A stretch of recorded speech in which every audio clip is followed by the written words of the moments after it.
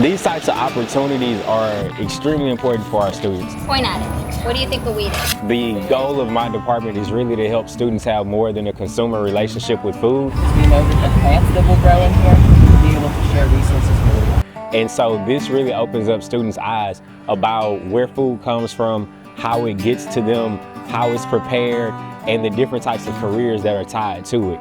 Look, this entire vine is growing on the tree. We just try to use every inch of this garden space. A lot of these kids are realizing that, hey, my food doesn't just come from the air, or it just doesn't come from my parents. It comes from an actual farm, and it goes to the grocery store, and how it gets to the grocery store. Planting and farming crops on a field, it's also different types of jobs.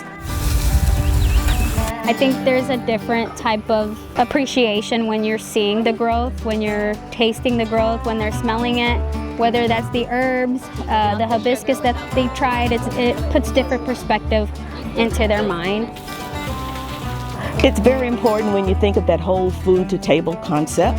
And not only do we want to look at it from the nutrition side, but even from an economic or entrepreneurial side, that students are learning a skill actually. The most exciting part about the food and agriculture camp is when we learned that plants can grow without soil, and that is called hydroponics. This type of early college and career exposure is extremely important as we're looking to develop the next generation of food professionals. I do recommend this camp to other students because it's so educational.